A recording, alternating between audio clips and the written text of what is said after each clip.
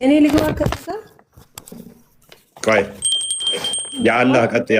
ቆይ አንዴ የአላህ ቀጥይ። ይህንን ያመጣሁት ለአንቺ ነው። ኦኬ ለእኔ ነው ያመጣህልኝ። ያ ኦኬ እዚህ ጋር ቁርአን ሲፈሰር የቁርአን ተፍሲር ኡስታዞች ናቸው አንተን ሊያስረዱህ የሚችሉት እዚህ ጋር ምን መባል እንደተፈለገበት። ግን እኛ ምናምነው ሙስሊም መጀመሪያም ነበር ከአደም ጀምሮ እስካሁን ሲጀመር ሙሐመድ አይደለም ያለው ሱሱ መሐመድ አይደለም ያለው ቁርአን የወረደው መሐመድ ላይ አይደለም ሆነና በልብሉት ነው ያለው። ካላወቃችሁ ምክንያቱም ከህዝባቸው አንጻር ነው እንደዛ የተባለው ለረሱል ሰለላሁ ዐለይሂ ወሰለም ነው። ግን በነበሩበት ከህዝባቸው አንጻር የመጀመሪያ ነው። ከህዝባቸው አንጻር ስትይ አንቺ ትሻለሽ።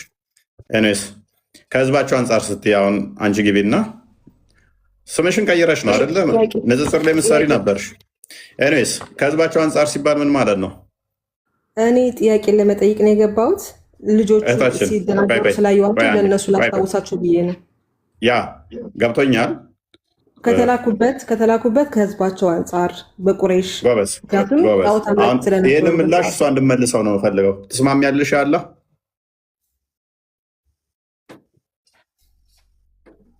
ባለቤቶች ይመልሱልህ ወንድሜ። ኤኒዌይስ መልካም። ስለዚህ እሷ ያለችው ከሆነ አንዴ ማይክሽን አንሺው እናታችን። ከህዝባቸው አንጻር ስትይ ምን እያልሽ ነው? ከአረቦቹ ነው ወደ ሳልፈልግ ወደ ክርክር ታስገባኝ ነው። እኔ መከራከር አልፈልግም። ገብቶሃል? ግን በሰዓቱ የነበሩት ጣዖት አምላኪያኖች ስለነበሩ ከእነሱ አንጻር የመጀመሪያ ሙስሊም ነኝ በል ብሏቸዋል። እነ ነቢላህ ሙሳም እንደዛም ብለዋል። የመጀመሪያ ሙስሊም ነን ብለዋል እነ ሙሳ። ቁርአን ላይ አለ። ችግር የለውም። እሺ አንዴ እንመጣበታለን ወደዛ። ስለዚህ መሐመድ ለአረቦቹ የመጀመሪያ ነው አይደለ?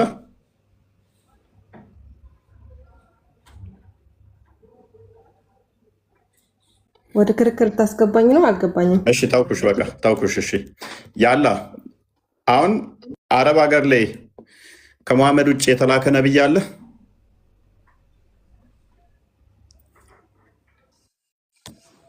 አረብ ሀገር ላይ ምንድን ነው ያልከኝ? ወደ አረብ ሀገር ለአረቦች ከመሐመድ ውጭ የተላከ ነብይ አለ ወይ? እስማኤል የነቢ ሰለላሁ ዐለይሂ ወሰለም ዝርያ ነው እያለ ስለዚህ ከቁርአንሽ ጋር ይጋጫል ማለት ነው። ሱራ 34 ዝርያውን ነው የምነግርህ። ለአረቦች አላልኩም ዝርያ። እሱንም የእውቀት ባለቤቶችን ጠይቅ። መጀመሪያም ጥያቄን ጠይቅህ ነው የገባው። ዝርያውን አልጠየኩሽም። ወደ አረቦች የተላከ ነብይ አለ ወይ?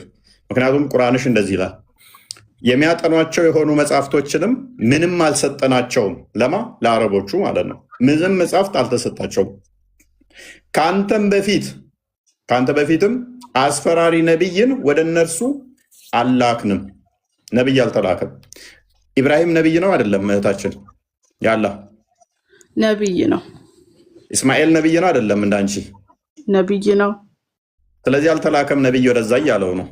ከአንተ በፊት ምንም ነቢይ አላክንም መጽሐፍትንም አላክንም እያለው ነው። አንቺ ደግሞ ቅድም አልሽም ሰፋና መርዋ አብርሃም እዛ ልጁን ይዞ ሄዶ ምናምን እያልሽን ነው። ሰፋና መርዋ የሚገኘው አረብ ነው አይደለ? መካ ነው የሚገኘው አይደል? ስለዚህ አልተላከም እያለሽ ነው። ሪካውንስል እንትን ማድረግ ትችላለሽ፣ ማስማማት ትችላለሽ። እሱ የእውቀት ባለቤቶች ያስማሙልክ። ከእውቀት ባለቤቶች ትጠይቃቸውና በደንብ ያስረዱሃል።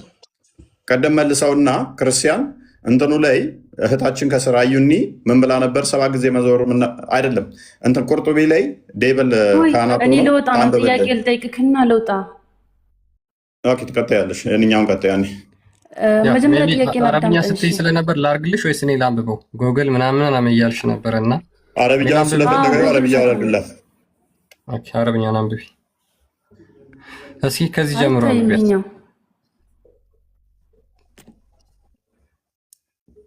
ከዚህ ጀምሮ አልታየኝም። አንብብልኝ በእንግሊዝኛ። ኦኬ እሺ ምን ይላል መሰለሽ? ኢን ዘ ፕሪ ኢስላሚክ ኢራ ከእስልምና በፊት በነበረው ጊዜ ዜር ዌር ኤ ዴቪል who would play music all the night between ሳፋ and መርዋ። በሳፋና በርዋ መካከል ሰይጣን ሌሊቱ ሙሉ ሙዚቃ ይጫወት ነበር። and there were an idol between them በእነሱ መካከል ጣዖታት ነበሩ። እኮ ያኔ በጣዖት ጊዜ ነው ሸይጣን የሚጨፍረው ማለት ነው።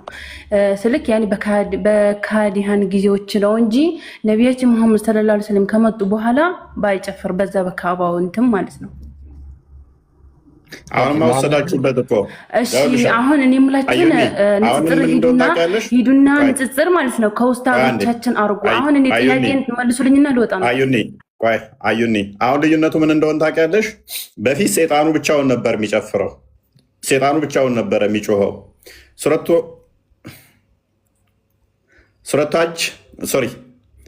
የጅኒዎች ምዕራፍ 19 ላይ አሁን እናንተ ስትጠሩ ጅኒው ራሱ ይመጣል። መሐመድም ሲጠራው ስለሚመጣ በፊት ብቻውን ነበር የሚጮኸው የሚዘፍነው። አሁን እያንዳንዱ ሙስሊም ከኡስታዞች ጋር ንጽጽር አድርግ። ምላሽም አሁን ጥያቄ ልጠይቅና ምላሽ መልስልኝና ኦኬ ትጠይቃለሽ አንዴ። አሁን አጋንንቱ ሴጣን ሁላችንም በደማችን ውስጥ አለ አላችሁ። በደማችሁ ውስጥ ካለ ለብቻው ሆኖ እዛ መሆን የለበትም። አሁን ምንም አያስፈልገውም። እናንተ ጋር ሆኖ አብሮ ስጠኝ። ሴጣን በውስጣችን አለ ያለበት ቦታ ማስረጃ አምጣልኝ።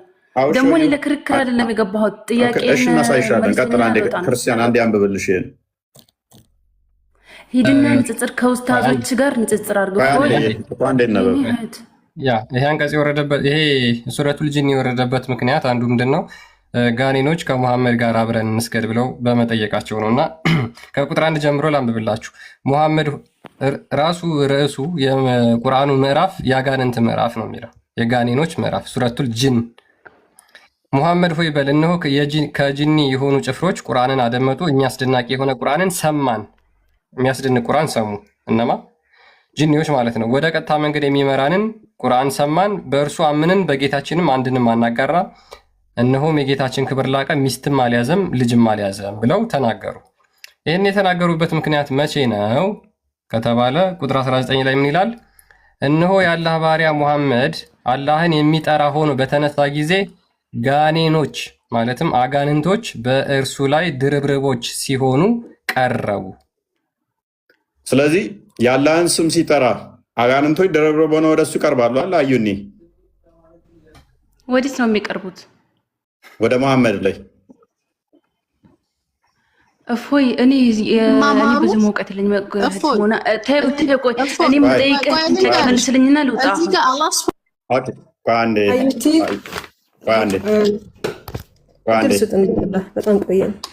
አዩቲ አሁን ሁለተኛ ተቀጥያለሽ። ስለዚህ ምንድና እንዲያነሳሽልኝ 71 ቡሃሪና አንዴ ክፈትልኝ። ሴጣኑ አሁን ለብቻው መጮህ አይጠበቅበትም። ምክንያቱም በደማችን ውስጥ አለ ስላላችሁ አሁን ማለት ነው። በደማችሁ ውስጥ ከሆነ እሱ ለብቻ ተነጥሎ ድምፅ ማውጣት አይጠበቅበትም። የአላህን ስም በጠራችሁ ቁጥር ድርብርብ ሆነ ወደ እናንተ የሚመጣ ከሆነ ሴጣን በእያንዳንዳችሁ ሙስሊም ውስጥ ደም ውስጥ ካለ ደግሞ እዛው ሱራ ላይ ወደ መጨረሻው አካባቢ አንብብልኝ። እዛው ሱራ ላይ ወደ መጨረሻው አንብብ። ችግር የለው ምሉንም ተፈለግሽ እናነብልሻለን። ወደ መጨረሻው አንብብ። ለዚህ ምላሽህ ለዚህ ጥያቄ መልስ አለ። አዳምጪ ቆይ አንብብላት። መጨረሻ አካባቢ ያለውን አንብቦ ያ ቡሃሪ 71 ላይ ሙሐመድ ብሎ ተናግሯል። the prophet said Satan circulates in the human body as a blood does ልክ ደም በሰው ደም ዝር ውስጥ እንደሚዘዋወር እንደዚሁም ሰይጣን ይዘዋወራል ብሎ ሙሐመድ ተናግሯል። ሰይጣን በደማችሁ ውስጥ ይዘዋወራል።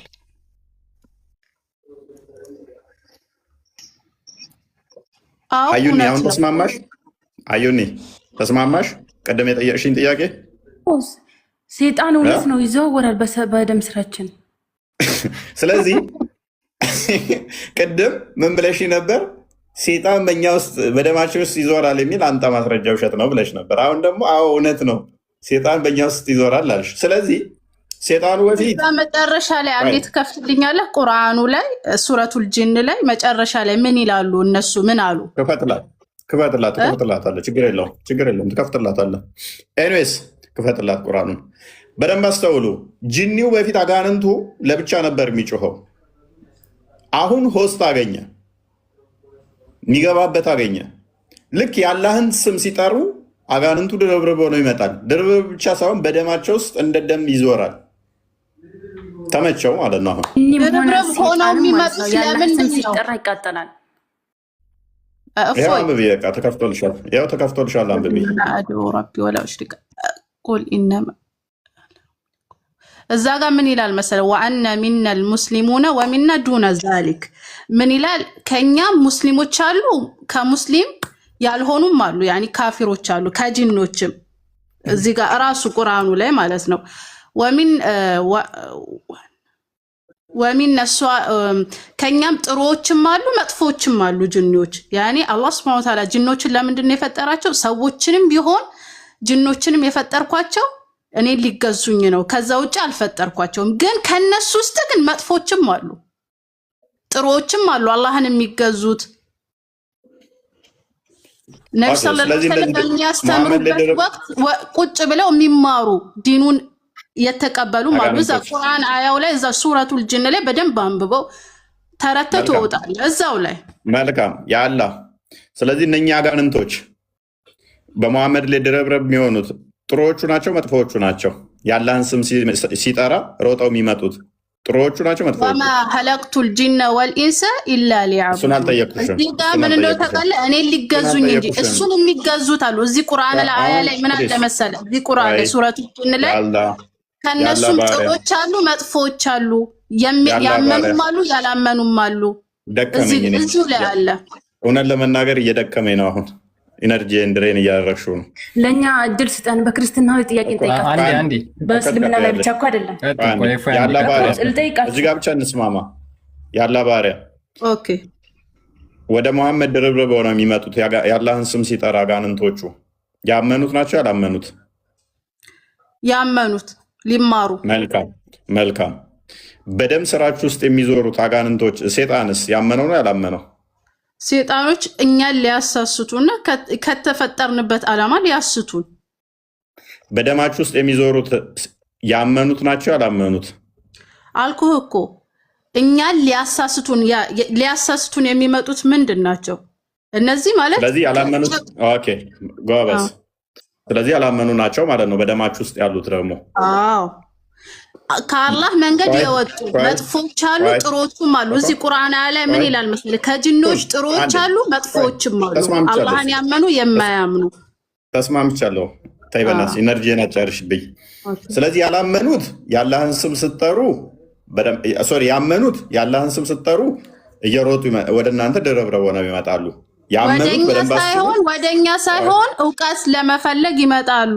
መስጂድ ላይ ነብዩ ሰለላሁ ዐለይሂ ወሰለም በሚያስተምሩበት ሰዓት እነሱም ቁጭ ብለው ይማሩ ነበር። ከነሱ ክርስቲያን አሳይልኝ። ቀደም የላኩልህ ቪዲዮ አለ። እንደው አሁንም ይመጣሉ። አሁንም ኡስታዞችሽ ቲክቶክ ላይ ያሉ አጋንንቱ ሲቀሩ አብሯቸው እንደሚቀራ የተናገሩበት አለ። ይማራሉ።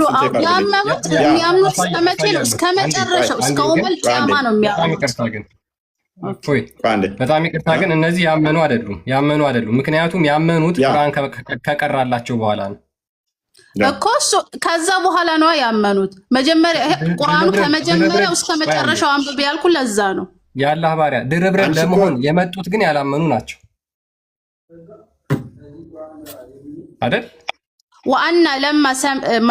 ወአና ለም ምንድነው? እዛ ጋር ቆይ አንዴ ክፈትልኝና ረስቼዋለሁ ላንብብልህ። ይሄው እስኪ አንብቢውና ንገሪኝ። ምክንያቱም ምን አሉ? ሙሐመድ ቁርአን እነሆ ከጂኒ የሆኑ ጭፍሮች ቁርአንን አደመጡ። ከማድመጣቸው በፊት ያመኑ ነበሩ ያላመኑ ነበሩ? እኮ ሲቀራ ሰሙ ማለት ነው። ኦኬ የሰሙት ያመኑ ናቸው ወይስ ያላመኑ?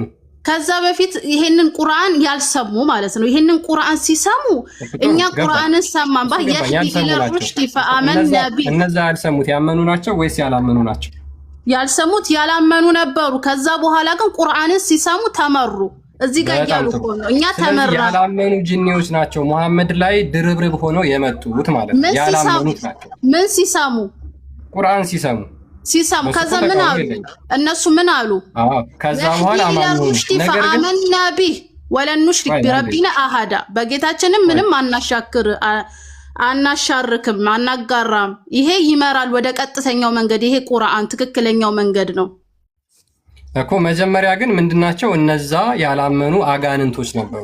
ያላመኑ ነበሩ። ቁርአንን ሲሰሙ ግን አመኑ። ለምን አብረሽኝ ታወሪያለሽ? በእናትሽ እያዳመጥኩሽ እኮ ነው። ያላህ ባሪያ ተረጋጊ እንጂ እኔ እያዳመጥኩሽ ነው። አሁን ደግሞ አዳምጪ። ኦኬ። እነዛ አጋንንቶች መጀመሪያ እንግዲህ አንቺ እንዳልሽው ያላመኑ ነበሩ፣ ቁርአኑም እንደሚናገረው ማለት ነው። ስለዚህ ያላመኑ አጋንንቶች ሙሐመድ ላይ መጥተው ድርብርብ ሆኑ። ሉክ ስለዚህ ምንድነው ቁርአን አጋንንትን ያላመኑ አጋንንትን የሚስብ የሚማርክ ነው ማለት ነው። ሙሐመድ አንዴ ረብ ፕሊስ በእናትሽ እንኳን ትቀጥያለሽ እኮ ችግር የለውም። ስለዚህ እነዛ ያላመኑ አጋንንቶች ሙሐመድ ቁርአን ሲቀራ አዳመጡ፣ ሳባቸው፣ ተማረኩ። የሚገርም ነው በጣም አጋንንቶቹ ማለት ነው። ስለዚህ ቁርአን አጋንንትን የሚስብ ሙሐመድ ደግሞ አጋንንት የሚማርኩት ነብይ ነው። ከዛ በኋላ እነሱ መጡና እሱ ላይ ድርብርብ ሆኑበት። ያ እንትሩን አዘጋጅልን። ተርኩን አልተረዳህም። ለዛ እኮ ነው ወንድሜ፣ ለዛ የገርመህ ለዛ ነው። መሰረቱን ብትረዳ አይገርምህም ነበር። ከጂኖች አማኞች አሉ፣ እኔ የፈጠርኩት ሊያምኑ እንጂ ለሌላ ነገር አልፈጠርኳቸውም ይላል አላህ ሱብሓነሁ ወተዓላ። ስለዛም ከዛ በኋላ እሱ ላይ ጠብ ያለ ነው። ማንኛውም ፍጥረት ነገር ልንገራችሁ፣ አዳምጡና ማለት ነው እናንተ አንዴ አረጋጉትና አሁን በሁለቱም በኩል ብትሄዱ አያዋጣችሁም። ምክንያቱም በደማችሁ ውስጥም ደግሞ ስላለ ማለት ነው። አመኑም አላመኑም ማተር አያደርግም። ያመኑም ነው ብላችሁ አርጊው ብታደርጉን ያላመኑም ናቸው ብትሉ ዲስማሽ ማተር አያደርገንም ለኛ፣ ምክንያቱም በደማችሁ ውስጥም ደግሞ ስላሉ ማለት ነው። ኤኒዌይስ እቺን ቪዲዮ አንዴ እናዳምጥ እስቲ። ከዚህ በፊት የምታውቁት አቡ ሃይደር አጋንንት ወንድም እንዳለው አጋንንት እንዳሰለመ ከአጋንንት ጋር እንደተደዋወለ ጅኒ ሙስሊም እንዳደረገ አቡ ሃይደር ሲናገር ሰምታችሁ ነበረ። ቁጥር 2 የአቡ ሃይደር ወንድም ደግሞ ይሄንን ንጽጽር ማለት ነው ከትልልቅ ኡስታዞች አድርግፎ ይሄንን ንጽጽር እንስማው ከነ አቡበክር አድርግ ከኛ እውቀት ከሌለን እህቶች አዳምጪ። እሺ ለኔ ድርስ ስጠኝ። ጥያቄ ልጠይቅ። ክርስትና ላይ በውስጡ ያለው ማረሰው የቀረቡበት እያለሁኝ አብሮኝ ይቀራል። በውስጡ ያለው ጅን ማለት ነው። ምንድን ነው እያልከን ያለው ነው? ምክንያቱም እንደኛ ቁርአን ይቀራሉ፣ እንደኛ ይሰግዳሉ፣ ይጾማሉ።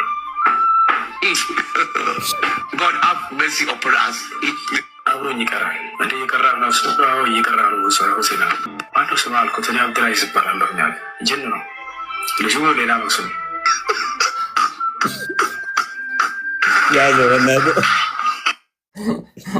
ማነው ስም ስለው አብዱልአዚዝ ነኝ ያለኝ።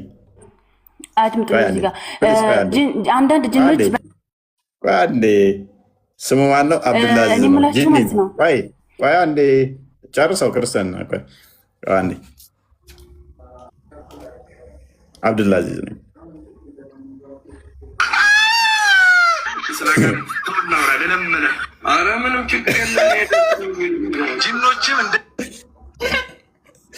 ጋንንት እናወራለምን?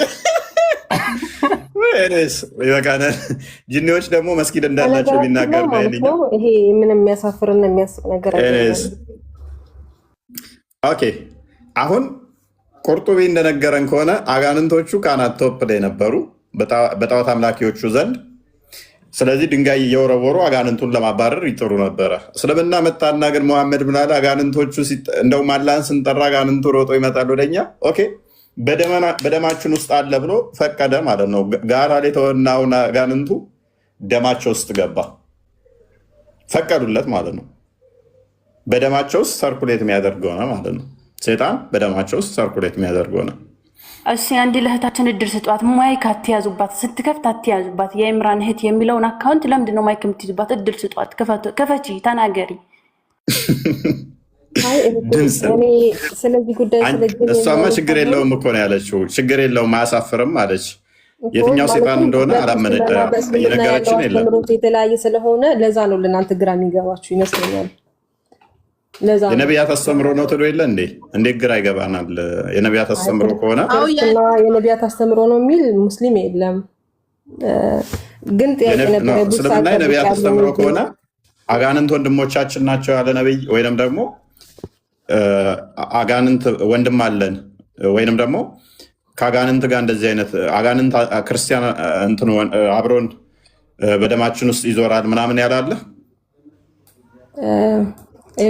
አሁን እኔ የሆነ ነገር ብናገር ሌላ ክርክር ውስጥ ታስገባኝ ነው። ቡስ አጠብቅ ያለው ጥያቄ መጠየቅ እንጂ ለአንተ ለምትጠይቀኝ ጥያቄ በሙሉ እያንዳንዱ መልስ አለኝ። ገብቷል? ግን ወቀጥ ያመልሽ ምክንያቱም ይሄንኛው ሀጅ የምታደርጉት ያምንሻለ ነው ከጣዖት አምላኪዎች ይመጣል። ዛሬም ሌላ ሳልጠይቅ ልወጣ አልፈልግም። ቡስ አጠብቅ ያለሁኝ 2-3 ጥያቄ ነው በቅንነት ተመለስክልኝ። እሺ በቃ ጠብቂ ትንሽ አዩን ይቀጥይ። እሺ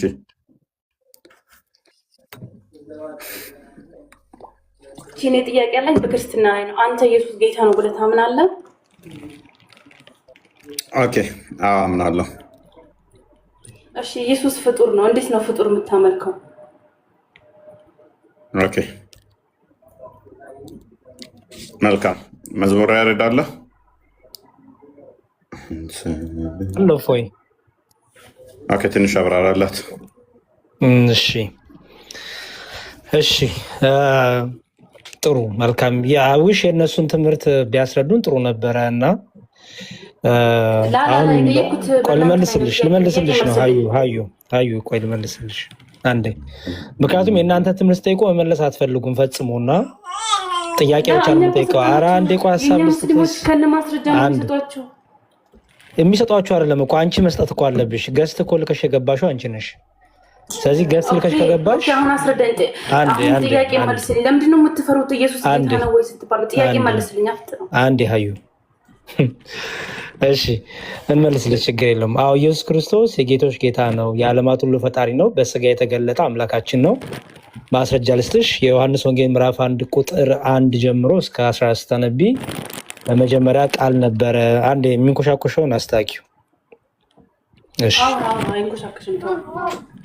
ማሺ እሺ እየሰማሁህ ነው። እሺ በመጀመሪያ ቃል ነበረ፣ ቃልም በእግዚአብሔር ዘንድ ነበረ፣ ቃልም እግዚአብሔር ነበር ብሎ ከዛ ቃልም ስጋ ሆነ ይላል። ስለዚህ ያ በስጋ የተገለጠው አምላካችን ራሱ እግዚአብሔር የሆነው አምላካችን ፈጣሪያችን ኢየሱስ ክርስቶስ ነው። በስጋ ተገለጠ እንጂ እርሱ ፍጡር አይደለም። ፍጡር የሚባለው ከምድር የተጀመረ ማለት ነው።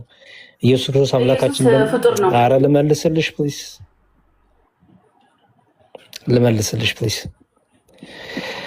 እሺ ስለዚህ ኢየሱስ ክርስቶስ ከሰማይ የወረደ የእግዚአብሔር ነው። ራሱ ክርስቶስ ሲናገር ከሰማይ ወርጃለሁ ብሏል። እኔ ከዚህ ዓለም አይደለሁም፣ እናንተ ከዚህ ዓለም ናችሁ፣ እኔ ከዚህ አይደለሁም። የተናገርከኝ እኔም አንዳንድ ጥያቄ ላቀርብልህ። ለምንድን ነው የማሰሚኝ? እንዴት ነው መሬም የወለደችው? አንዴ ተረጋጊና መልስ ከሆነ የፈለግሽው ኢንተራፕት አታድርጊ። ከዛ በኋላ ያብራራልሽና ጥያቄ ካለሽ እዛ ላይ ያልገባሽ ነገር ካለ ደግሞ ያስረዱሻል። እሺ ተረጋጊ። እኮ በትክክል እየነገረኝ ጭቅጭቅ ነው የፈለግሽው? መልስ ነው የፈለግሽው? አንዴ እኔማ መልስ ነው የፈለግኩት። በቃ አሁን አንዴ ሚዩት አድርግሽ አድምጥሽ። መዝሙር ያዴ ይቀጥል። እሺ ሀሳቤን አትሸቂብሽ። ልጨርስና ሰብሰብ አድርገሽ ያለሽ ነገር ጠይቅኛለሽ። ኦኬ። ስለዚህ ኢየሱስ ክርስቶስ ምን አለ? ከነ ማስረጃው ነው የምሰጥሽ። የመጀመሪያው ምን አልኩሽ?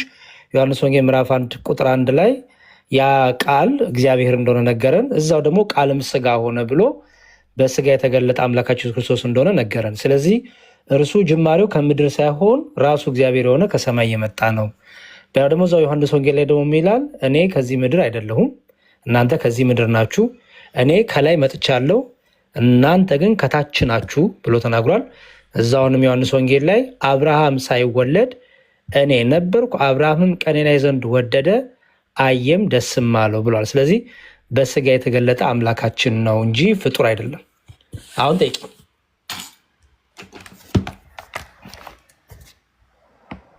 ቁርአን ላይ ደግሞ ሱረቱል ካፍ ላይ ከቁጥር ሀዩ መጽሐፍ ቅዱስ ነው የምጠይቀኝ አይደለ? ሀዩ መጽሐፍ ቅዱስ ነው የምጠይቀኝ እኮ። ፍጡር መሆኑን ላስረዳክ ነው። አንዴ ሀዩ ቅድም እፎች ጠይቃችሁ ከራሳችሁ መጽሐፍ አትጠይቀን፣ እኛ ጥያቄ ያለን መጽሐፍ ቅዱስ ነው ብላችኋል። ኦኬ። ስለዚህ አሁን ከመጽሐፍ ቅዱስ ስለምጠይቅኝ በመጽሐፍ ቅዱስ ስመልስልሽ ቁርአን ላይ ሄደሽ ኢሳ እንዲህ ነው አላህ እንዲህ ብሏል ስለ ኢሳ እንዳትይኝ።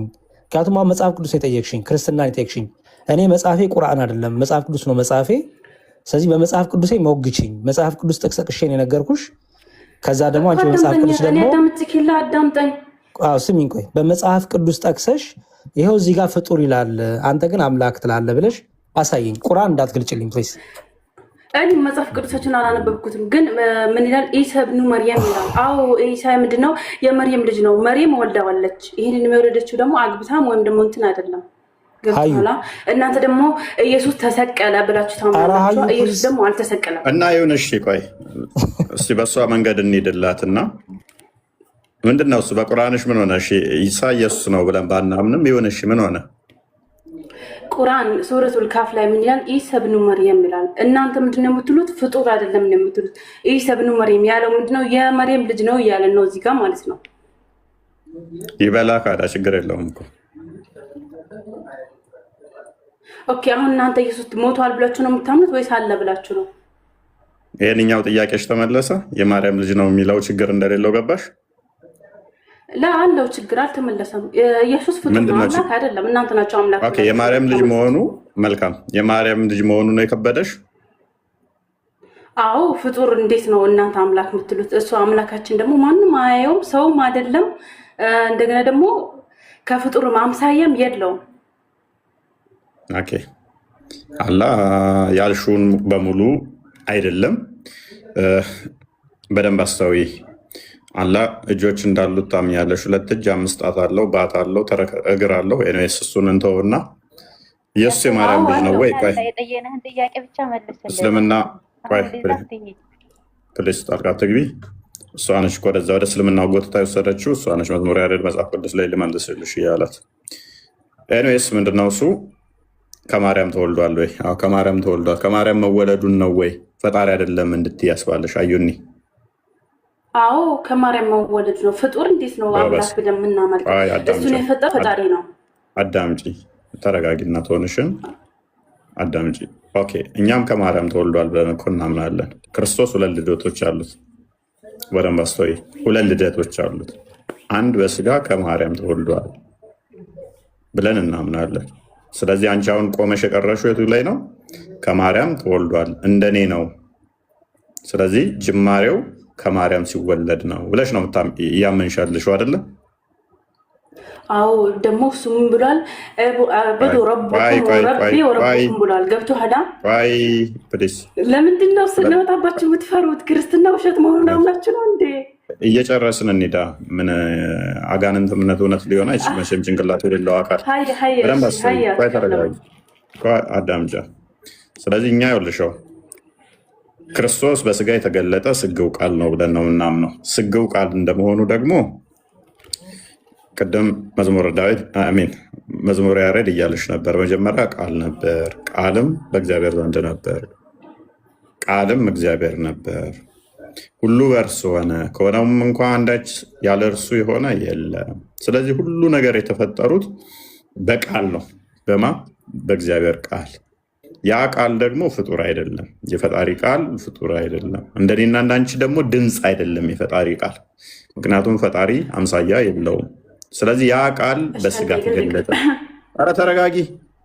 ያ ቃል በስጋ ተገለጠ ብለን ነው ምናምነው። ቃል አካላዊ ቃል ሁሉን የፈጠረው ከማርያም ስጋና ደም ነፍስን ተካፍሎ በዛ በምታዩ ክርስቶስ ከማርያም በተወለደው ክርስቶስ ያንን በምታውቂው ኢየሱስ ከማርያም የተወለደው እርሱ ሁሉን የፈጠረ ማርያምንም የፈጠራት ቃል ከእርሷ ስጋና ደምን ተካፍሎ የመለኮት ሙላት በሰውነቱ ተገልጦ ታየ፣ ተዳሰሰ፣ ተነካ። ስለዚህ ያ ኢየሱስን የምታውቂው አንቺ ከማርያም ስጋና ደም የተካፈለው አንቺ የምታውቂው በስጋና ደሙ ብቻ ነው፣ በሚታየው ብቻ ነው። ከማርያም የነሳውን ብቻ ነው የምታውቂው። እርሱ ግን በሰውነቱ የመለኮት ሙላት ያለው ቃል ስጋን ተዋህዶ የተገለጠ አስቀድሞ በእግዚአብሔር መልክ ሲኖር የነበረ በኋላ የባሪያውን መልክ ይዞ የተገለጠ የመጣ ነው። የማይታየው፣ የማይወሰነው፣ የማይነካው በሚታይ በሚነካ በሚዳሰስ በባሪያው መልክ የተገለጠ ሕያው አምላክ ነው። ለዚህ ነው አባቶች ለነሱ ናቸውና ከነርሱም ክርስቶስ በስጋ መጣ፣ እርሱ ከሁሉ በላይ የተባረከ አምላክ ነው ይለዋል። ለዚህ ነው ሮሜ ምዕራፍ 9:5 ማለት ነው አብርሃም ሳይወለድ ነው ያለው ሲል ክርስቶስ ዮሐንስ ወንጌል ምዕራፍ 8 ከቁጥር 56 ጀምሮ እነሱ የሚያውቁት 50 ዓመት ያልሞላው ነው። እርሱ ደግሞ እያላቸው ያለው እናንተ አባታችን የምትሉት ከ1000 ዓመት በፊት የነበረው አብርሃም ሳይወለድ እንኳን እኔ ያለሁ ይላቸዋል። አንተ የማርያም ልጅ አይደለህ ወይ? አናቅህም ወይ? ገና 50 ዓመት እንኳን መይሞላህ ይሉታል። እናንተ የምታውቁኝ ይሄ በነሳሁት ስጋና ደም ነው። እኔ ግን ምንድን ነኝ? የአብርሃም ፈጣሪው እንኳን ነኝ። አብርሃም ሳይወለድ እንኳን ያለው ነኝ፣ ሁሉን ያስገኘው ነኝ እያላቸው ነው። ስለዚህ አንቺ የምታውቂው ከማርያም ተወለደ ሲባል እንደ አንቺ እንደራስሽ ከናካባትሽ ከተወለድሽ አንቺ ከናካባትሽ በፊት ልኖሪ አትችይም። ምንኖሪው ከናካባትሽ በኋላ ስለሆነ አያትሽን ቀድመሽ ልኖሪ አትችይም። አያትሽ እናትና አባትሽን ይወልዳሉ። አሁን ወደ ሌላ ወሬ አትግባና አሁን ጥያቄ መልስልኝ። ግን እኔ ማለት ነው ምንም ተናገርክ ምን ማለት ነው አላምናችሁም። ምክንያቱም ውሸት ነው ክርስትና። ሙስሊሞች ደግሞ ከዚህ ቤት ውጡ፣ ንጉስ ቤትና ተማሩ ውጡ፣ መጨረሻ ውጡ ሆነ። አንዴ ሀዩ ፎሎ አድርግኝ እሺ። ቅድም የተናገርሽ ነገር አለና ፖለቲካ ተሰራሩብናል። እሺ ፎሎ አድርግኝ፣ አንቺ መልስልሻለሁ። እንደዚህ አይነት ፖለቲካ ማትስሩኛ ቤለ ይሄ ብልግና ነው፣ ብልግና ነው። አስቀምጠናችሁ ከሌጋ ነው ከሌጋ ቀስቀሳ መርጫ ቀስቀሳ አደረጋችሁት እኮ ይሄ ነውር ነው፣ አይደረግም። ቅድም እሺ አፍራ ያላ ሱሱ ኒህል መስሎኝ እፎይ ቀጥይ። እኔ የምጠይቅህ እናንተ በሩቅ ሚስጥር ታምናላችሁ ወይ? ለምሳሌ ገነት ነው አይደል የሚባለው በክርስቲያን እና ገሃነም ያኔ ምንድን ነው የሚባለው? ገሃነም። አዎ ገሃነም። ከዛ በኋላ ደግሞ ገነት ላይ ያሉ ትሩፋቶቹን ይህን ታምናላችሁ? እናምናለን። አይን ያላያት ጆሮም ያልተሰማት በሰው ልቦና ያልታሰበች እግዚአብሔር ለወዳጆቹ ያዘጋጀዋል ብለን እናምናለን። እችን ግን ሙሐመድ ወስዷት አስቀድሞ ቅዱስ ጳውሎስ የተናገረውን በአይን ያልታየ በጆሮም ያልተሰማ በሰው ልቦና ያላለፈች አላህ ለወዳጆቹ አዘጋጅቷል ይላል መጽሐፍ ቅዱስ ላይ አስቀድሞ ቅዱስ ጳውሎስ ነግሮናል። እቺ ሩቅ ምስራቅ ይባላል። ሩቅ ምስራቅ አልኩኝ፣ ይቅርታ፣ ሩቅ ሚስጥር የምትሉት እናንተ ገይብ የምትሉት ማለት ነው። አሁን ለምሳሌ አንተ ቅድም እያልክ የነበረው ነገር ነበርና ጭንቅላት የሌለው ተረከዝ ታመልካላችሁ ምናምን እያልክ ነበር እና እኛ ከተገለጸው ውጪ ሁሉም እንትን ብለን ነው የምናምረው። የሩቅ ሚስጥር ነው፣ በቃ ተገልጿል እናምናለን አለ ብለን ነው የምናምነው። አንተ ይሄን ካመንክ አንተ ይሄንን አገላለጽ እንዴት ትገልጻለህ? ጭንቅላት የለውም እግር አለው የሆነ ነገር የለውም። እኛ የተገለጸውን እናምና። አንተ አሁን ለምሳሌ ገነት ላይ ያለ ትሩፋቶች አሉ አይደል? እነሱ ትሩፋቶችን እያንዳንዱን ነገር አይተህ ነው የምታምነው። በቃ አለ፣ አይን ሰምታ ማታየው በቃ አለ ብለህ ነው የምታምነው ነው አይደለም? የተገለጹትን ታምናለህ፣ ያልተገለጹትን ደግሞ በሩቅ ሚስጥር ነገ አገኘዋለሁ ብለህ ነው አሁን የምትሰራው ጥሩ ነገሮችን የምትጾመው ሃይማኖትን የምታስተምረው ነገ የሆነ ነገር አገኛለሁ አለ ብለህ ነው የምታምነው ነው አይደለም? እፎይ መልካም። አሁን እናንተ አስቸጋሪው ፓርት ምን እንደሆነ ታውቂያለሽ? አምላክ ጉዳይ ይሄንን መልስልኝና ከዛ በኋላ የኔን ችግር ትነግረኛለህ። ሶሪ ታምናለህ አታምንም? ይሄንን ንገረኝና ከዛ በኋላ ችግሮቼ ንገረኝ። ጥያቄ ለምን ነው ታውቃለህ? ታምናለህ አይደል? አሁን እኛ የምናምነው እኛ አንተ ቅድም ለአንቺ ልቅረብልሽ ታምናለህ ምናምን ሳይሆን ያላ ለአንቺ ልቅረብልሽ። እንደውም አይ ቲንክ ኢዮብ ምዕራፍ 36 ላይ ይመስለኛል ባልሳሳት እግዚአብሔርን በመለኮቱ በባህሪው ማንም ያውቀው የለም። በቃ ለአንቺ ልቅረብልሽ። እሺ ይሄ ይገልጽልሻል። እኛም እንደዛ እናምናለን። በባህሪው እግዚአብሔርን በሙላት ማንም ያውቀው የለም። አገኘሽኝ? በባህሪው ለምሳሌ በተገለጸው እኛ አሁን ለምሳሌ እናምናለን።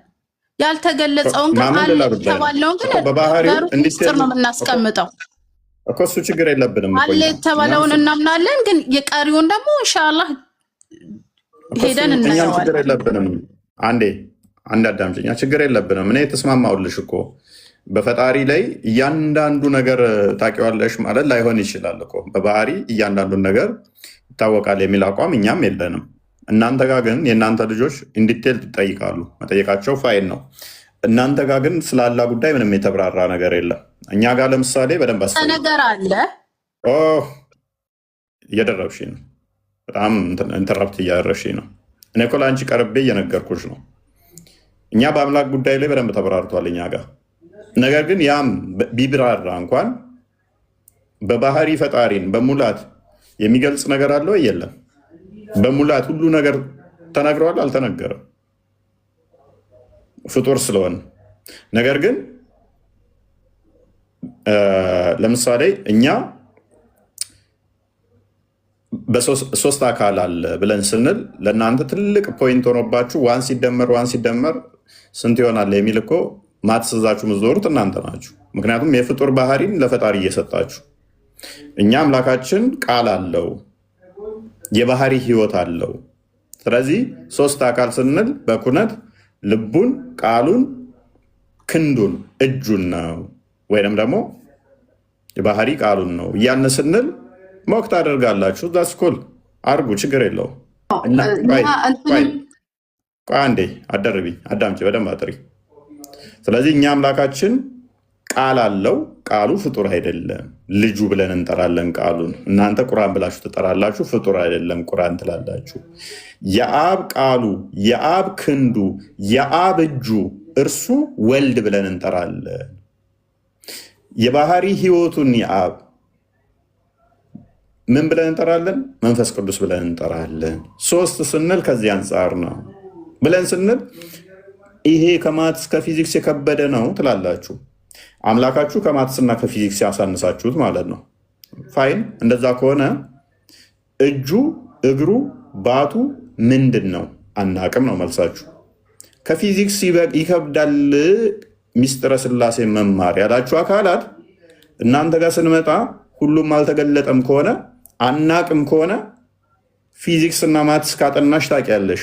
አምላክሽ ማይታወቅ ከሆነ ምንድነው እያላችሁ ያላችሁ? ጥያቄውን መልስልኝና ደግሞ እኔ ምን ልበልህ? ምንድነው ተቃለህ አንተ እያልከኝ ያለው እናንተ ሶስት አብ፣ ወልድ፣ መንፈስ ቅዱስ እነሱን ታምናላችሁ፣ ታመልካላችሁ ነው አይደለም? ማምለክና አለው የለውም ማለት የተለያዩ ነገሮች ናቸው።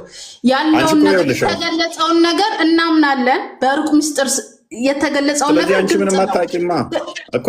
አሁን እኮ ምን ታውቃለህ? ስለ ገነት ሄደህ አይተኸው? ስለ ገሃነም ሄደህ አይተኸው? ስለ አምላኬ ጠንቅቄ አውቃለሁ።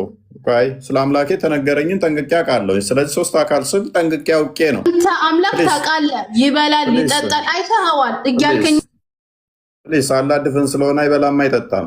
ሚስት ስላጣ ደግሞ እዛ ተገትሮ እግሩን አጣምሮ ተቀምጧል። ተረጋጊ። ረስት ነው የሚሆንባችሁ እናንተ ጋር ይከፋባችኋል። ተረጋጊ፣ አታጥፈው። አንዴ ተረጋጊ። ላስወርድሽ ነው አለ ሚቱ አድርጊ። በጣም ኢንተራፕት እያደረግሽ ነው። በጣም እየጮሽ ነው። ስለዚህ አምላክሽ ጭንቅላት ይኑረው አይኑረው ማታቂው እኮ አንቺ ነሽ። እኔን አትጠይቂኝ። እጅ ሰተሹ፣ እግር ሰተሹ፣ ተረከዝ አይሚን ባት ሰተሹ፣ ጭንቅላት አላቅም ያልሽው አንቺ ነሽ፣ እኔ አይደለሁም። አምላክሽ የምታመልኪው የተገጣጠመ ይሁን የተነጣጠለ አላቅም ያልሽው አንቺ ነሽ፣ እኔ አይደለሁም። ወንድም አሁን መስመሩን ወደ ሌላ አሁን እኔን አልጠየቅም። እኔ ነኝ ወይ? ጠይቀኝ ልመልስልህ። አምላክሽ ባት አለ የለውም? ይኸውልህ አጠያየቅህ ራሱ በጣም ነው የሚያስጠላው። እሺ ገነትና ፍጡርን ከፈጣሪ ጋር ታገናኝ። ኖ አሁን እዚህ ጋር አንተ እኮ እያልከኝ ያለኸው አንተ እኮ እንደ ፍጡር እኮ ነው እያወራለሁ። እኔ ፍጡርን ከፈጣሪ ጋር ምሳሌ አድርገሽ አትስጪ። ለእኔ ከሆነ ለአንቺ ከሆነ ለአላህ ስለሚስማማው ምሳሌውን እቀበላለሁ። ጥራት ይገባው። ኖ በሩቅ ሚስጥር ታምናለህ ብዬ የጠየቅኩህ ለዛ ነው። ሩቅ ሚስጥር ምንም አገናኘው? ኢየሱስን አይተኸዋል? እዚህ ላይ ለምሳሌ አገናኘውም። ፕሬስ አዳምጪ። ሩቅ ሚስጥር ምንም አያገናኘውም ከዚህ ጋር የተያዘ ክርስቶስ ገልጦልኛል። አንድ አዳምጪ። አላየሁትም ማለት ያልተገለጠልኝም ማለት አይደለም። እኔ የተገለጠ አምላክ ነው ማምለከው። ተገልጦልኛል፣ ተገልጧል። ዛሬም ነገም የኛ የተገለጠ ሕያው አምላክን ነው የምናመልከው። ለዚህ ነው ዮሐንስ ወንጌል ምዕራፍ 1 ላይ ቁጥር 18 ልጁ እንደገለጸልን እንደተረከልን የተነገረ ማለት ነው። ቁርአንሽም ላይ ሱራ 3 49 ላይ ገይብ የሆኑትን ነገሮች እንኳን ኢሳ እንደሚናገር እንደሚያውቅ ይናገራል። ስለዚህ እኛ አምላካችን ጉዳይ ላይ በግልጽ ተነግሮናል። ፍቃድ ነው የሚቀው ይ እናንተ ጋር ደግሞ ስንመጣ የተገለጸላችሁ እንዴት ወሲብ ማድረግ፣ ስንት ማግባት፣ ገነት ውስጥ ሁር ላይን የሚባሉ አሉ። ድንግልናቸውን ሴቶችን ስትወስዱ ድንግልናቸው ይመለሳል። ብዙ ምግብ በትልቅ እየሳህን ትበላላችሁ። ሰፊ በብርጭቆ ጠጅ ወይን ትጠጣላችሁ።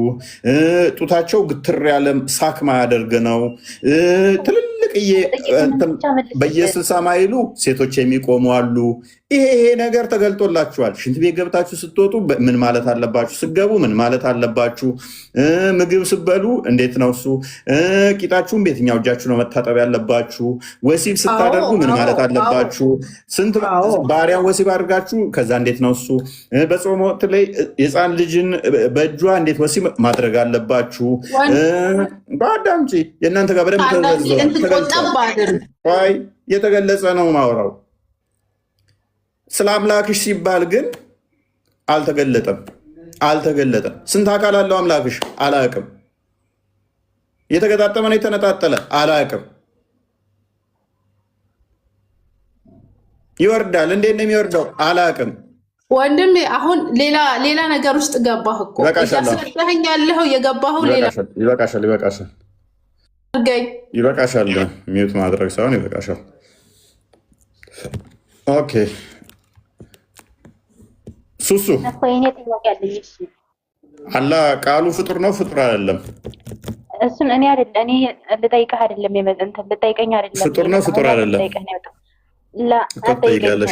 ይህንን ማወቅ ከፈለግ ፍጡር ነው ፍጡር አይደለም? ፍጡር አይደለም። ኦኬ ፍጡር አይደለም ካልሆነ ቁርአን ፍጡር ነው ፍጡር አይደለም? ቁርአን ማለት ቁርአን ነው። ቁርአን ፍጡር ቆይ እኔ ልጠይቅህ፣ ይህንን ተው እሺ። እግዚአብሔር ሲሰቀል ጸልቷል ወይስ እንደሚባለው ጸሎት አድርጓል አላደረገም? ጥቀሽና ጥቅሱን ጠይቂ። እግዚአብሔር ራሱ አሁን እግዚአብሔር ተሰቅሏል ብላችሁ እናንተ ታምናላችኋል። እናንተ ኃጢአት ሞቶልናል ተሰቅሎልናል ብላችኋል። እሺ እና ያኔ ሲሰቀል ጸሎት አድርጓል አላደረገም?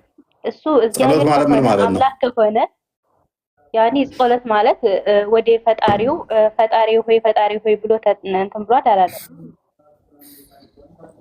ኤኒዌይስ ጸሎት ማለት ኮሚኒኬሽን ነው። አንዱ ከአንዱ ጋር ኮሚኒኬት የሚያደርግበት። ወልድ ከአብ ጋር ኮሚኒኬት ያደርጋል፣ አብም ከወልድ ጋር ኮሚኒኬት ያደርጋል። ጸሎትን እንደዛ ነው የምንረዳው እኛ። ክርስቶስ ግን በመስቀል ላይ ሆነ ቆይ የእኛን ጸሎትና ምልጃችንን አቅርቦልናል አንዴ በመስቀል ላይ ሆኖ። ምክንያቱም በብሉይ ኪዳን ሲያለቅሱ ነበረ፣ ሲጮሁ ነበረ። ለምሳሌ አምላኬ ለምን ተውከኝ አንቺ ያልሹ ወደ አምላኩ ዳዊት ይህንን ጩኸት ሲጮኸው ነበረ። መዝሙረ ዳዊት ምዕራፍ 22 ላይ ከቁጥር 1 ጀምሮ ክርስቶስ የመጣው ቤዛ ሊሆን ነውና የነቢያቶቹን ጩኸት ተሸክሞ ጮሆላቸዋል። በስጋው ወራት ይህንን ጮሆላቸዋል። ከአብ ጋር ኮሚኒኬት ያደርጋል ወልድ ወይ? በሚገባ አብ ከወልድ ጋር ኮሚኒኬት እንደሚያደርገው ወልድም ከአብ ጋር ኮሚኒኬት ያደርጋል። ጸሎትና ምልጃን አቅርቦልናል። አላህ ግን ምልጃ ያማልዳል። ለምሳሌ ሱራ 651 ወይ ሱራ 551 ላይ አንዴ አላህ ይጸልያል። ወደ ማን ነው የሚጸልየው? ወደ ማን ነው ምልጃ የሚያቀርበው? አላህ ምልጃ ወደ ማን ነው የሚያቀርበው? አላህ አይጸልም። ለማን ነው የሚጸልየው? ያማልዳል። አላህ ማታ ያማልድም። እራሱ እኮ አላህ እኮ ማለት ሱራ 651 ላይ እንደከፈተልኝ ክርስቲያን አማላጅ ነው አይደለም? አላህ አማላጃችሁ ማን ነው? አማላጃችሁ ማን ነው? እኛ ነን እንጂ አላህን የምናመልከው። አላህ የሚያመልከው ነገር የለውም። ምክንያቱም አሁን አማላጃችሁ ማን ነው? አማላጅ ማለት አማላጅ አላችሁ የላችሁም? ሸፋ የሚሆንሽ ማን ነው? ጥያቄውን አስተካክል። እንደው ሸፋ አማላጅ ምንድን ነው? ያኔ አላህ ለማለት ነው። ምልጃ አይ ሆን ብላ እኮ ምልጃን አታውቂም? እሺ አሁን እሱን ተው። እኔ አሁን ጠይቄ የመጣሁት ስለ ለምን ተዋለሁ? አላህ አማላጅም ነው ይላል። አማላጅ ወደ ማን ነው የሚያማልዳችሁ? እኛ ነን ወደ አላህ የምንጸልየው እንጂ አላህ አይጸልም። አማላጅ ነው ይለዋል እኮ ይኸው አማላጅ ነው ይላል። ከሱ ሌላ አማላጅ የለም ይላል። ባይዞ በገነት ውስጥ እንትን ላይ ሄዶ ደግሞ ኢብን ከሲር እንደሚናገረው ከሆነ አላህ ሲጸልይ አግኝቶት ቆይ ይለዋል ጅብሪል መሐመድን ምንድነው ሲል አላህ እየጸለየ ነው ላይ እርዳታ አማላጅ ለሌላቸው ሲሆኑ ወደ ጌታቸው መሰብሰብን የሚፈሩትን ይጠነቀቁ ዘንዳ በእርሱ በቁርአን አሰፈረ ነው እንጂ የሚለው አላህ ያማልጃል አላለም። ኦኬ ስለዚህ ከሱ ሌላ አማላጅና ረዳት የሌለ ይላል አይደለ? ረዳትና አማላጅ እሱ ብቻ ነው አይደለ? አዎ። ኦኬ ስለዚህ ወደ ማን ነው አላህ የሚያማልድሽ? አላህ ያማልደን ማለት እኛ ነን ወደ አላህ የምናመልከው እንጂ አላህ ወዴት ያማልዳል? ረዳትሽ ማን ነው? ረዳት ማለት ረዳት የሚሆንሽ እሱ ብቻ ነው። ረዳት የምትዩ ማንን ነው? አላህን ነው የምንገዛው። እሱ ብቻ ነው። አማላጅ የምትዩ ማንን ነው? አላህን። አማላጅሽ ነው? አላህን ነው የምናመልከው። خلاص እኔ ከዚህ በኋላ ጠይቀኝ። የምታመልኪው አልጠየቅኩሽም። የሚያማልድሽ አማላጅሽ ማን ነው? አንተ ሲጀመር ማለት ነው አማላጅ ነው ያልኩሽ፣ አምላኪ ያላልኩ። ፕሊዝ እሺ፣ እሱን ተው። የምታመልኪው አልወጣኝም። አማላጅሽ ማን ነው? ነገ ጠይቄ እመጣለሁ። እኔም ጠይቄን ብቻ አሁን መልስልኝ። መልስልኝ። እኔም ጠይቅህ ኢየሱስ ለማን ነው የጸለየው? እንደዛ ሲሰቀል ለማን ነው የጸለየው? ቅድም ነገርኩሽ እኮ የነቢያቱን ጸሎትና ምልጃ ጩኸታቸውን ሁሉ ጮሆላቸዋል። ቤዛ ሊሆን ስለመጣ ጮሃል። ያንን ጩኸታቸውን የነሱን ምን ቤዛ ሆኗልና ካሳ ስለሆነ አንድም የነሱን ጩኸት ሲሰቀል ያለው አንደኛ ወደ አባቱ፣ አንደኛ ወደ ራሱ ጸሎትና ምልጃን ያቀረበው ወደ አባቱ ወደ ራሱ። ምክንያቱም የአባቱ የሆነ ሁሉ የሱ ነው፣ የሱ የሆነ ሁሉ አዳምጪ ፕሊስ፣ የልጁ ስለሆነ ማለት ነው። አንዲት ፍቃድ፣ አንዲት ስልጣን ስላለች፣ አንዲት አገዛዝ ስላለ ማለት ነው። ስለዚህ ምንድነው እሱ ኮሚኒኬሽን አለ በአብና በወልድ በመንፈስ ቅዱስ መካከል መገናዘብ ተገናዝቦ አለ ብለን እናምናለን እኛ። ስለዚህ ኮሚኒኬሽን አለ። ነገር ግን በመስቀል ያንን የነቢያቱን ጩኸት ጮሆላቸዋል። አንድም ለእኛ ምሳሌ ሊሆን እኛ መጸለይ እንዳለብን ሊያስተምረን ያንን ጸልዮ ጸሎት እንድንጸልይ አስተምሮናል። ሳይፈተን አይደለም፣ ተፈትኖ ፈተና እንዴት ማለፍ እንዳለብንም አስተምሮናል። ምክንያቱም እሱ ፍጹም አምላክ እንደመሆኑ ፍጹም ሰው ነውና ለእኛ እያንዳንዱ በመስቀል ላይ ያንን ለምሳሌ የሚሰሩትን አያውቁምና ይቅር በላቸው ብሎ ራሱ ይቅር የሚል እኮ ነው። ማርቆስ ወንጌል ምዕራፍ 2 ላይ ከቁጥር 5 ጀምሮ፣ ማቴዎስ ወንጌል ምዕራፍ 9 ላይ ከቁጥር 5 ጀምሮ ኃጢአተኛውን ኃጢአት ተማረች እያለው ነበረ፣ ይቅር እያለው ነበረ። ነገር ግን እዛ ላይ ደግሞ የሚሰሩትን አያውቁም ይቅር በላቸው ሲል እናገኘዋለን። አባቱ ይቅር ቢል ልጁ ይቅር አላለም ማለት አይደለም። ምክንያቱም የአብ የሆነ ሁሉ የወልድ ስለሆነ፣ የወልድ የሆነ ሁሉ የአብ ስለሆነ ዮሐንስ ወንጌል ምዕራፍ 17 ቁጥር 10 ላይ፣ ዮሐንስ ወንጌል ምዕራፍ 16 ቁጥር 15 ላይ እንደሚናገረው ያንተ የሆነ ሁሉ የኔ ነው፣ የኔ የሆነ ሁሉ ያንተ ነው ስለሚል ማለት ነው። ስለዚህ አባቱም ይቅር ይላል፣ ልጁም ይቅር ይላል። ምክንያቱም አባቱ ይሰራል፣ ልጁም ይሰራል። ዮሐንስ ወንጌል ምዕራፍ 5 ቁጥር 17 እስከ 18። ስለዚህ እንዲህ ሆነ። ይህንን ምሳሌ አድርጎ ለምሳሌ እንትናን እናገኘዋለን።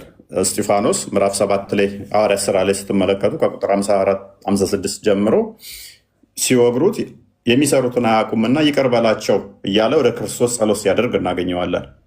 ነፍሴን ተቀበል ብሎ ጌታ ሆይ ነፍሴን ተቀበል እያለ ወደ ጌታ ወደ ክርስቶስ ጸሎት ሲያደርግ እናገኘዋለን። ማ እስጢፋኖስን ማለት ነው። ነፍስን የሚቀበለው ይቅር የሚለው ጌታ መሆኑን ማን ነግረናል? እስጢፋኖስ ማለት ነው። ነፍስን የሚቀበል ይቅር የሚል ጌታ ነው። በሰማይ ያየው ጌታን አየው። ከዛስ ኃጢአታቸውን አትቁጠርባቸው ይቅርም በላቸው ካለ በኋላ ነፍሴን ተቀበል አለ። ነፍሴን ተቀበል እስጢፋኖስ ከማን የተማረውን? ክርስቶስ በመስቀል ላይ የጸለየውን የተማረውን ለሌሎች ይቅርታ ማድረግ እንዳለብን። ምክንያቱም ሁለተኛ ጴጥሮስ እሺ በቃ አሁን እዚህ ላይ አቁምና እኔ ይሄንን ሁሉ እንዴት ነግሬ ሳይሆን የፈለኩት ኢየሱስ ሲሰቀል አምላኬ አምላኬ ለምን ተውከኝ ብሏል አላለም ነው ያልኩት።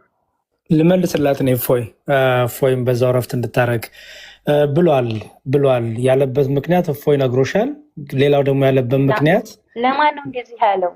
እኮ ልነግርሽ እኮ ነው። አባቱን ነው የጠራው። ምክንያቱም ኢየሱስ ክርስቶስ አብን አባቴን አብ ትንቢት አባት አለው። አዎ እሱም አብ ይባላል። ኦኬ እናቱ ድንግል ማርያም በምድር ላይ በስጋ ሲገለጥ እናት አለችው። እሷ ድንግል ማርያም ትባላለች። አስቀድሞ በስጋ ከመገለጡ በፊት ግን የእግዚአብሔር ልጅ ይባላል። ማስረጃ ልስጥሽ። የሉቃስ ወንጌል ምዕራፍ 1 ቁጥር 35 ጀምሮ ስታነቢው ቅዱስ ገብርኤል ለድንግል ማርያም መጥቶ የምትወልጁ የእግዚአብሔር ልጅ ነው ብሏታል። ስለዚህ አዎ እግዚአብሔር አብ ልጅ አለው። ማን ነው የሚባል? ወልድ ኢየሱስ ክርስቶስ የሚባል የባህሪ ልጅ አለው። እሺ እንደዛ ከሆነ እናንተ እኮ ማምለክ ያለባችሁ እግዚአብሔርን ነው እንጂ ኢየሱስና እግዚአብሔር ይለያያሉ ማለት ነው። እግዚአብሔር ኢየሱስ ተወለደ። እግዚአብሔር ደግሞ ለማርያም ምን አለ? ከኢየሱስ ተወልጃለሽ ነው ያልከው። እንደሱ አይደለም። እሺ በደንብ ስሚኝ። እግዚአብሔር ስንል አብ ወልድ መንፈስ ቅዱስ ነው። አሁን እኮ ብዙ ቦታ ረገጥሽ። ወደ እንትኑ ቀይ ልመልስሽና ወደዚህ እመለሳለሁ። ትንቢትን ለመፈጸም ኢየሱስ ክርስቶስ በመስቀል ላይ ሆኖ አምላኬ አምላኬ ለምን ተውከኝ ያለው ትንቢት አለ አስቀድሞ የተነገረ በመዝሙረ ዳዊት መዝሙር 21 ላይ እና 22 ስታነቢ ስታጠኚ መዝሙረ ዳዊት መዝሙር 22 ስታነቢ አምላኬ አምላኬ ለምን ተውከኝ የሚል ትንቢት አስቀድሞ በዳዊት ተነግሯል። ስለዚህ ያንን ትንቢት ጌታ ለመፈጸም በመስቀል ላይ በወጣ ጊዜ አምላኬ አምላኬ ለምን ተውከኝ የሚለውን ጩኸት ጮኋል። ለምን ቢባል እኛ ምን እናምናለን መሰልሽ? ኢየሱስ ክርስቶስ ቤዛችን ነው። ኢየሱስ ክርስቶስ አዳኛችን ነው። ኢየሱስ ክርስቶስ አስታራቂያችን ነው፣ ታራቂያችን ነው ብለን እናምናለን። ያ ደግሞ የሚሆነው በመስቀል ላይ በሚደረገው እርቅ ነው የሚደረገው። ስለዚህ መስቀል ላይ እርቅ እያገኘን ነው። በምን? የእኛን ጩኸት የነቢያቱን ጩኸት ሁሉ ሲጮሁ የነበሩትን ያን የምህረት ጩኸት ትንቢት ስለተነገረ ያንን ትንቢት በመስቀል ላይ ተፈጸመ። ምን የሚል? አምላኬ አምላኬ ለምን ተውከኝ የሚለው እሱ ተነገረ ማለት። ሁለተኛው ደግሞ ኢየሱስ ክርስቶስ ቅድም እፎይ እንዳለሽ የቃልም የተግባርም መምህር ነው። ለምሳሌ በሰቀሉ ጊዜ ቢቀጣቸው ኖሮ አስቀድሞ በቃል ያስተማረው ትምህርት አለ። ምን? የሚገሏችሁን፣ የሚያሳዷችሁን፣ የሚገርፏችሁን ጸልዩላቸው፣ ይቅር በሏቸው፣ ስለነሱ ምሕረት ጠይቁ፣ ጸልዩ ብሎ አስተምሯል። አየሽ? ስለዚህ አሁን በመስቀል ላይ የሰቀሉትን ሰዎች ኦልሬዲ በትምህርቱ እንደዚህ ብለው ስላስተማረ በተግባር ደግሞ ለእኛ ምሳሌ ሊሆንን መከራ ሲያደርሱባችሁ፣ ሲያሳድዷችሁ፣ ሲገሏችሁ ስለነሱ ጸልዩ፣ ይቅር በሏቸው፣ ጸልዩ፣ ምሕረትን ለምኑላቸው ብሎ ስላስተማረ የቃልም የተግባርም ትምህርት አስተማሪያችን ስለሆነ ክርስቶስ ይህን አደረገ ማለት ነው። በተረፈ ግን አምላኬ አምላኬ ለምን ተውከኝ ያለው ትንቢት እና ደግሞ ፍጹም ሰው ስለሆነ ፍጹም ሰውነቱን እያሳየን ነው እንጂ አብ በልጦ ወልድ አንሶ አይደለም። የሚገርምሽ ነገር እህት ዓለም እዛው ላይ ደግሞ በቀኝ የተሰቀለውን ደግሞ ክርስቶስ ኢየሱስ ይቅር ይለዋል። እንዲያው ወደ አባቱ ሳይለምን ሳይጠይቅ በቀኝ የተሰቀለውን ይቅር በለኝ ሲለው ክርስቶስን እግዚኦ መሐረነ ክርስቶስ ወይ ዳግም በመጣ ጊዜ በመንግስት አስበኝ ሲለው አሁን በገነት ትኖራለህ ብሎ እዛው ደግሞ ይፈርድለታል። ይታረቃልም ያስታርቃልም። ሁለቱንም በመስቀል ላይ አይተናል ማለት ነው። ስለዚህ በመስቀል ላይ የተደረገ ያ ነው።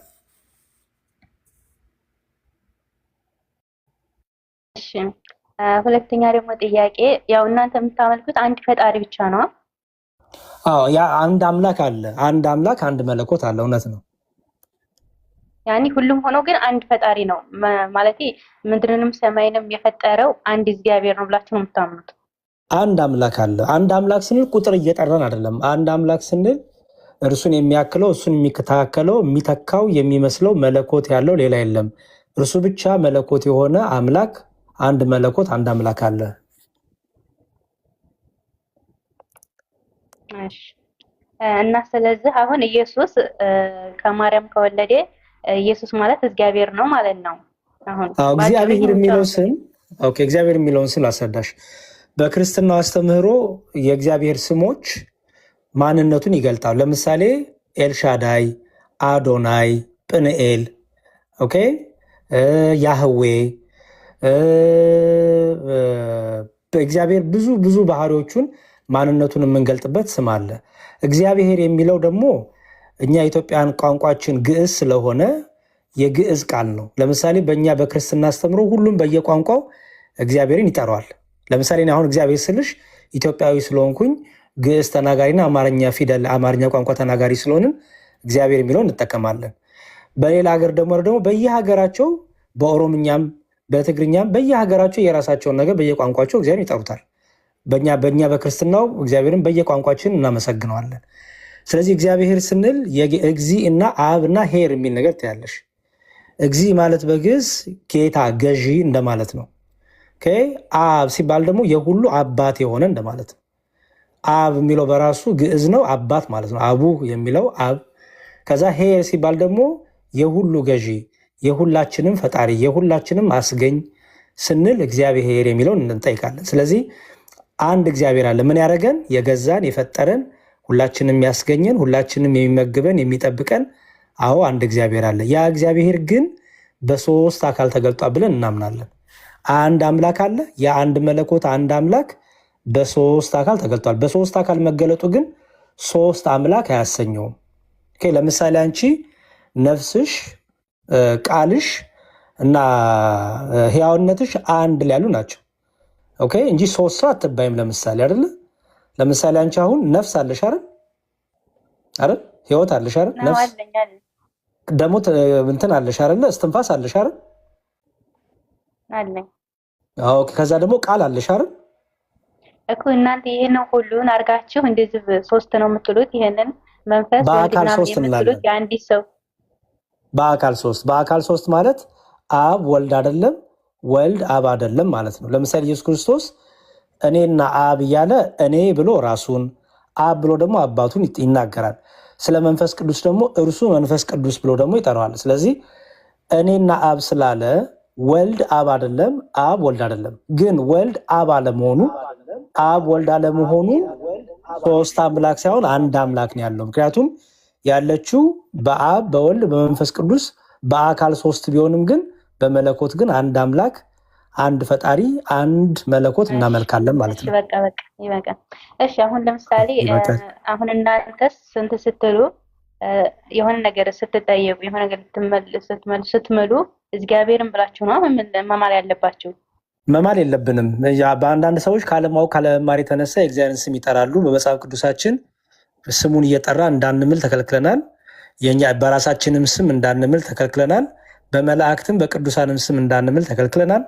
የተባለው ምንድነው? እውነት ከሆነ እውነት በሉ፣ ሐሰት ከሆነ ሐሰት በሉ የተባልነው። ሰዎች ግን ካለመማር ወይ ደግሞ ቸልተኛ በመሆን ስመ እግዚአብሔርን እየጠሩ ይምላሉ። ትክክል አይደለም። እሺ አሁን ማርያም እንትን አምላክ አይደለችም። አምላክ ሆናም አታውቅም። የፍጡር አምላክ የለም።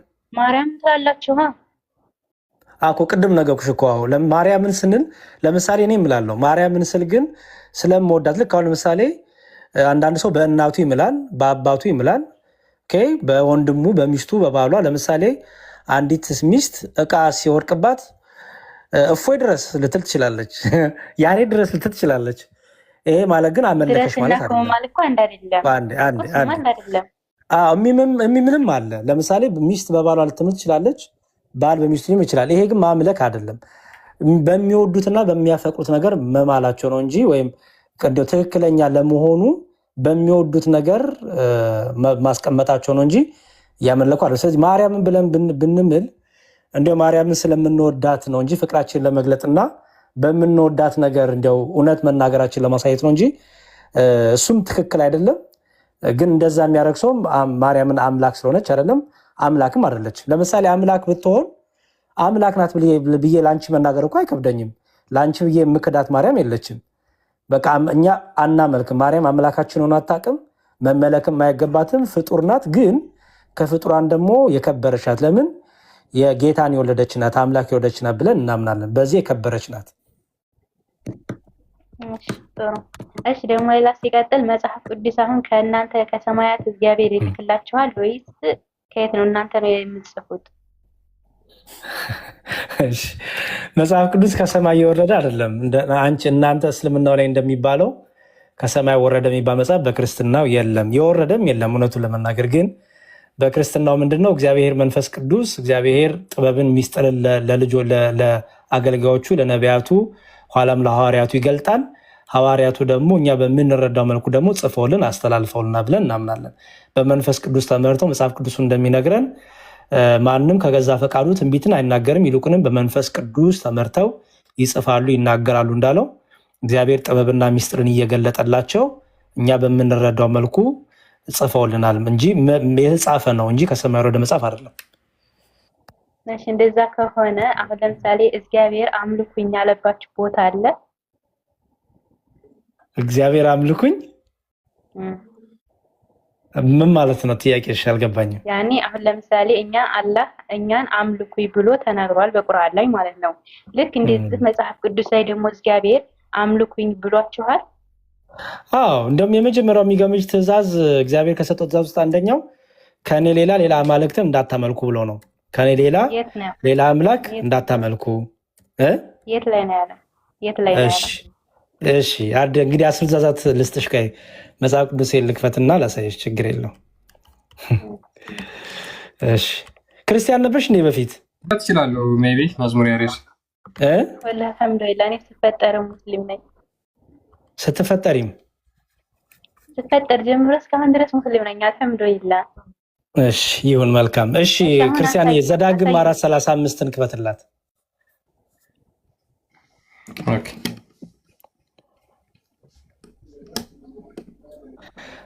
መጀመሪያ ከዘጸአት ጀምርላትና ዘጸአት 34:14ን አሳያት።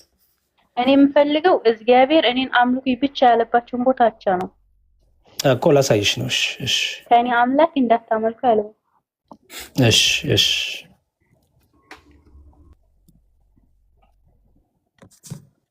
ዘጸአት 34 ምን ይላል? እስቲ አንብቢው። ቀናተኛ የሆነ እግዚአብሔርን ቅንዓት ያለው አምላክ ነውና ሌላ አምላክ አትስገድ እኮ። ይሄ እኮ ማነው? እግዚአብሔር እኮ አይደለም ያለው። ማን ያለው? እግዚአብሔር እኮ እኔን አምልኩ እኮ ያለ የት ነው? እኔን አምልኩ ብሎ ያለባችሁን ቦታ ነው እኮ የጠየቁት። አሁን ይሄ ማን ያለው? እሺ ችግር የለውም ጨምርልሻለሁ። ስሙ ቀናተኛ የሆነ እግዚአብሔርን ቅንዓት ያለው አምላክ ነውና ሌላ አምላክ አትስገድ። ሌላ አምላክ አትስገድ። ኦኬ ቆይ ልመጣልሽ ነው። አሁን ይሄንን በደንብ አስተዊ። ስሙ ቀናተኛውን አምላክ ኦኬ፣ ሌላ አምላክ አትስገድ ይላል አይደለ? ምክንያቱም በስሙ እግዚአብሔር አይደራደርም፣ በአምልኮቱ እግዚአብሔር አይደራደርም። ይሄንን ታዲያ ከየት ነው የመጣው መሰለሽ? ሂድልኝ አንዴ ክርስቲያንዬ፣ ኦሪት ዘጸአት ምዕራፍ 20 ቁጥር 3 እሺ ይኸው እግዚአብሔርም አምላክ እኔ ነኝ አለና ከኔ በቀር ሌሎች አማልክት አይሁኑልህ። እሺ ከኔ በቀር ሌሎች አማልክት አይሁኑልህ። ይኸው ከሰማይም በሰማይም በላይም በሰማይም ካለው በታችን በምድር ካለው በምድር በታች ባለው ነገር የማናቸውን ምሳሌ የተቀረጸው ምስል አንተ አታድርግ፣ አትስገድላቸውም፣ አታመልካቸውም ይላል። ይህን የተናገረው እግዚአብሔር ነው። ኦኬ ማንንም እንዳታመልክ እኔም ብቻ አምልክ እያለ ነው። ኦኬ እዛው ዘጸአት 23:13ን አውጣላት። አንድ ሁለት ጥቅስ ጨምርሽ ነው ይበቃኝ። ዘጸአት 23:13 ምን ይላል? ያልኳችሁንም ነገር ሁሉ ጠብቁ። እግዚአብሔር ነው ያለው። ያልኳችሁን ነገር ሁሉ ጠብቁ፣ የሌሎችንም አማልክት ስም አትጥሩ፣ ከአፋችሁም አይሰማ ይላል። እሺ በቃ ሌላ አማልክት እንዳታመልኩ፣ ጣዖታትን እንዳታመልኩ፣ ማንም እንዳታመልኩ፣ ስማቸውንም እንዳትጠሩ፣ እኔ የኔን ስም ብቻ ጥሩ፣ ማንም አምላካችሁ እንዳይሆን እኔ ብቻ አምላካችሁ ነኝ ብሏል እግዚአብሔር። በጣም ብዙ ነው ግን እቺ ጥቂት ይበቃሻል።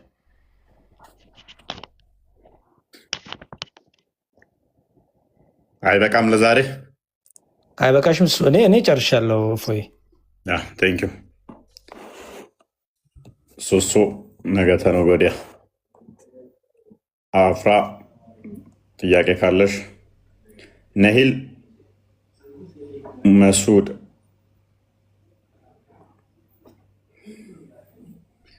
ቀይ ብቃን ለዛሬ ደህና አደሩ። ያ ነገ መተው መጠየቅ ይችላሉ። እሺ አብራ አለሽ አለው ጥያቄ አለሽ? አይ የለኝም። አመሰግናለሁ ለትምህርትክ። እሺ በርቺ።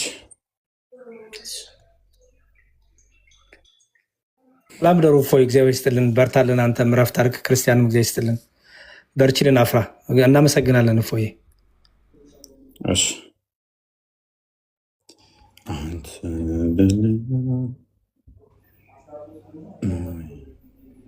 ሴቶች ዛሬ ይብቃን፣ ነገ እንገናኝ።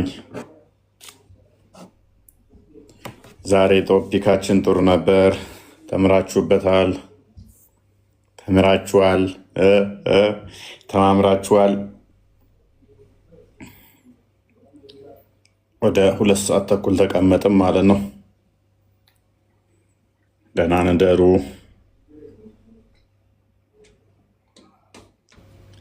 ደህና እንደሩ። ደህና እንደሩ። ደህና እንደሩ። ደህና እንደሩ። ደህና እንደሩ። ደህና እንደሩ። ደህና እንደሩ። ደህና እንደሩ። ደህና እንደሩ። ደህና እንደሩ።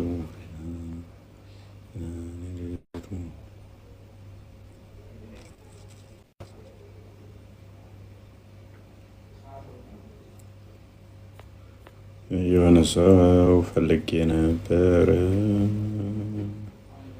አለ የለም። ለሚቼክ